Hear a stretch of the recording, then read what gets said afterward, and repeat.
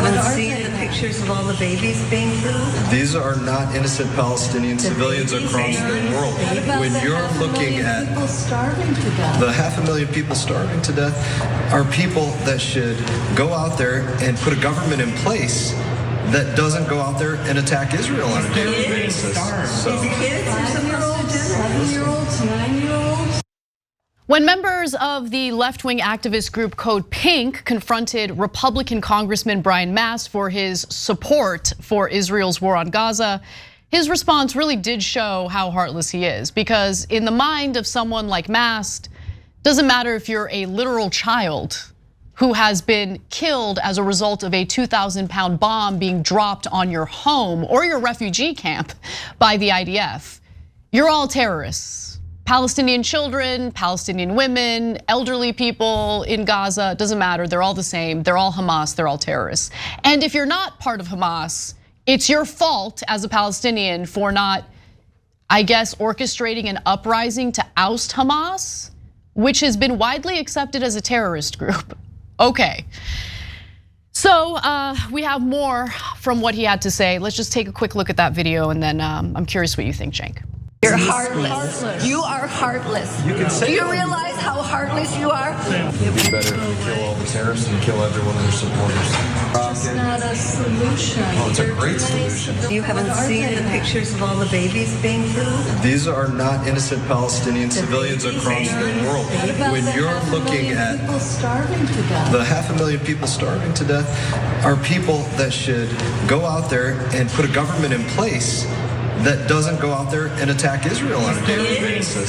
So, Kids or 7-year-olds, 9-year-olds? They've destroyed more infrastructure in Gaza than they did in Dresden. So that is like government and there's bombing. more infrastructure that They've needs to be destroyed more of Gaza than what happened in Dresden. Did you not hear? There's more that needs to be destroyed, and there will be more that gets destroyed. Yeah, Brian Mast is a. He's evil, like that was evil. There's Yeah. more infrastructure that needs to be destroyed. So look, other than, okay, he's a lunatic. And let me explain his background a little bit so you begin to understand, and then I want to address the things that he said. He not only served in the US military, he served in the IDF. And he wore his IDF military outfit to the United States Congress. Even some Republicans said, brother, what are you doing? Yeah, what country do you serve? Yeah, who do you serve? What's going on here? And if you think, hey, that sounds like an anti-Semitic trooper. I don't care. Cry more about it. Okay, hold on. United States Congressman, you're showing up with military garb from another country in the halls of the Capitol. Okay. Then go live in Israel. Honestly, if that's your top priority, go live in Israel, because we deserve representatives who represent Americans' best interests. Yeah, so there's the whole thing about dual loyalty and stuff. Well, in this case, he actually literally served in a foreign army and then wore their uniform to a Congress. But get a load of this. I looked it up. It turns out he's not Israeli. He's not even Jewish. He's evangelical Christian. He just despises Muslims. He served in the IDF to attack more Muslims. Wow. Does he believe in the, I mean, if he's evangelical, there is a good chance that he believes in this end times theory. Very good chance. And he's a bona fide lunatic. I mean, you see him saying there, we need more to start. 27,000 dead already. 70% of them are women and children. They asked him about babies and he says they're not innocent. And it's not the first time he said that. Before he compared, Anna's got more on it, but Palestinians, all Palestinian citizens to Nazis, including the babies. How could there be Nazi babies? Look, the guy's like mentally deranged. He's the most racist congressperson I've seen in a long, long time. He absolutely despises Muslims. He has no business in Congress. He's the worst person I've seen in a long time. And so these are the kind of lunatics that run our government. And he is incredibly effective in blocking any humanitarian assistance to the Palestinians. Yeah. So, all right, we've got more details. Before we get to more of his hideous comments and quotes in regard to, again, literal children, I just want to refresh your memory on how he feels about reproductive rights in America. Because he changes his tune a little bit when it comes to being able to control what women are able to do with their bodies in regard to reproduction. Let's go to graphic 4 here. He said, No matter the stage, all lives are precious. Years as a combat soldier taught me what it takes to protect life and what it is like to see life lost. That's why I can say with complete certainty that dismemberment abortions are a cruel and unusual method of ending a human life and should never be used. So pro-life when it comes to taking away women's rights. But if you want to murder Palestinian babies, he's all for it because he's pro-life. They're all terrorists after all. I mean, because the babies are terrorists, of course, so they need to be murdered. And Brian Mast is pro-life, unless it's a dirty Muslim life, in which case, hey, let's drop a bomb on the building and hopefully the concrete will smash the baby's head. And Brian Mast will go, yes, another dead Muslim baby. I love it. I'm pro-life. Are you, Brian? Are you? You're a sick, demented person. We've got a lot more. So following the October 7th terrorist attacks in Israel, Congress was debating a bill they called the Hamas International Financing Prevention Act. And the original text in the bill allowed a humanitarian exemption to provide food, medicine, and medical devices to civilians in Gaza. Makes a lot of sense. Civilians shouldn't suffer. Collective punishment is supposed to be a war crime. During the committee markup, Representative Brian Mast, the sponsor, offered an amendment to remove the language and replace it with a provision that would require President Joe Biden to issue a case-by-case waiver to approve humanitarian aid transfers. Mast continued on, calling for all aid and assistance to be slowed down. So here he is making that case. Any assistance should be slowed down. Any assistance. Because I would challenge anybody in here to point to me which Palestinian is Hamas and which one is an innocent civilian. Which is the one, the child that was poking the Israeli children, the children that were poking other Israeli children, and which ones exactly are the innocent ones? Which are the ones that were standing by somewhere along the border saying, no, turn around. No, return that person. No, don't take that person hostage. No, don't conduct that rape, that murder, that beheading, that whatever. Of course, some of the claims made there about beheadings later were debunked, but nonetheless, when he got backlash for those statements, basically calling all Palestinians in the Gaza Strip, including literal children, terrorists, he decided, I'm not gonna apologize. In fact, I'm gonna double down. Let's watch. You know, I think when we look at this as a whole, I would encourage the other side to not so lightly throw around the idea of innocent Palestinian civilians, as is frequently said. I don't think we would so lightly throw around the term innocent Nazi civilians during World War II. There's not this far stretch to say there are very few innocent Palestinian civilians. I haven't seen the videos of the innocent Palestinian civilians that were out there trying to protect the Israelis, that were out there trying to stop the attacks, trying to get the captives returned instead of being taken into tunnel systems. So all 2 million plus Palestinians in the Gaza Strip, they're all the same. Doesn't matter what their age is, doesn't matter what their life experiences have been, doesn't matter what they've even done in life. They're all the same, they're all terrorists, their lives don't matter at all. But the talking points change once you talk about like reproductive rights. Then all of a sudden every life is precious. It's amazing. Yeah.